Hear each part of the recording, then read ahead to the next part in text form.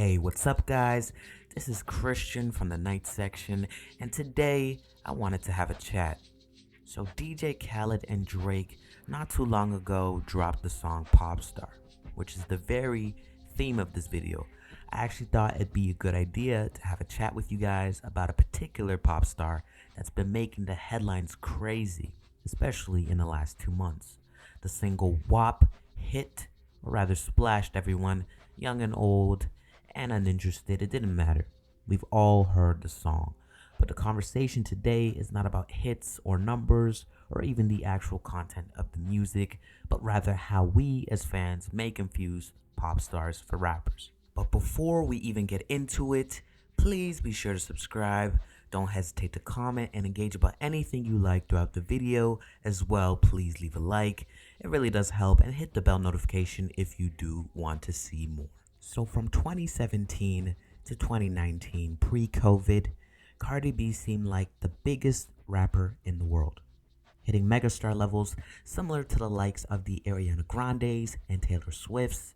She had come a long way from being an exotic dancer, doing comedic videos on Instagram, reality television, and hustling mixtapes. Her life did a complete 180 after she dropped Bodak Yellow, paying homage to the styles and flows of Kodak Black. The song hit the #1 spot on the Billboard Top 100, which made her the first female rap artist to do so with no features since Lauryn Hill's doo-wop. Not to mention, it seemed like she was winning every award, performing on every stage, and every single she dropped after that just became an automatic hit. But things got quiet. Then she hit us with that WAP. #1 across the board, a rare case because it's not uncommon to hear stories of rappers that get big and get quiet, slowly starting to dwindle off. Like a Fetty Wap, for example, who had a couple of singles and then just completely disappeared from the mainstream. But the point I'm trying to make is that we cannot look at Cardi B as if she's a rapper. Rappers fall off, pop stars tend not to, and what I tend to hear in these online streets is that she's a sellout. And people complain about her misrepresenting hip-hop and that she's not a real hip-hop artist. A bunch of stuff all over the internet, essentially. And I'm going to explain to you guys why y'all need to just consider her a pop star and not a rapper, and why you should not hold her to the same standards that you do with actual rap artists. First off, I want to make a disclaimer that I do not find anything inherently wrong with just wanting to be a pop star. And I don't intend to make this an issue about race, but white people do it all the time. Why can't a person of color do the same thing? Me personally, I'm a hip hop fanatic. I study the craft, the art form, and I hold it dear to my heart. And at first, when I heard about Cardi B and the allegations of her not writing her lyrics and stuff, that rubbed me the wrong way. You have another female rapper like Nicki Minaj that has been writing her lyrics for at least a decade, being compared to a girl that's coming into the game off rip with a dozen ghostwriters, getting the awards and all of the praise that I think was due to Nicki. But that's a whole different conversation. But I ended up realizing I can't really be mad at her. She's actually admitted on record that she's not here for the lyrical miracle spiritual. I like to make money. I don't really give a fuck about being lyrical. I don't give a fuck about this and that.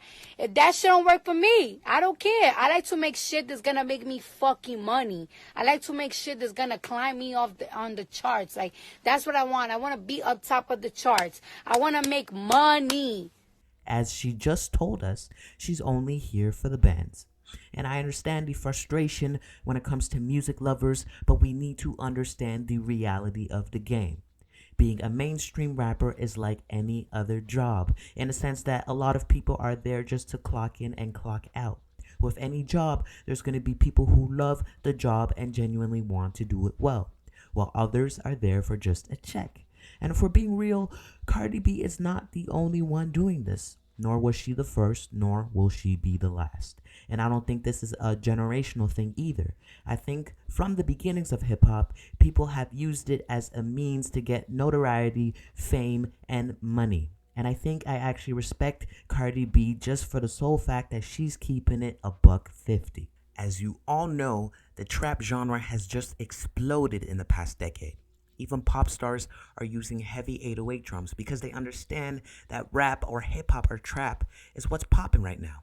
Some people even consider hip hop pop music, where pop stands for popular music. That's why I don't think we should shame people on the type of music that they want to make. I mean, it would be different if she claimed to be like a Kendrick or something.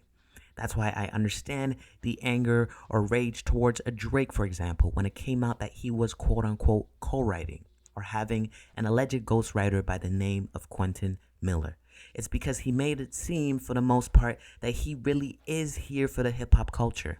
And I'm not saying that he isn't, but purists and hip hop stans know that having a ghostwriter or even help with your rhymes disqualifies you from the top rapper conversation.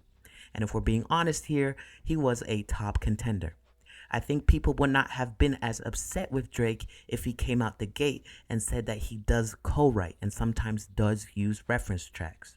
At the same time, even though it's not my cup of tea, I understand why Drake would go that route. Being as big as he is, it allows him to have that extra time to do superstar things, like helping out with the Raptors or something. But also, I think Drake's aim in this is to make the best music possible. And understandably so, because the best songs across all genres have been done through collaboration.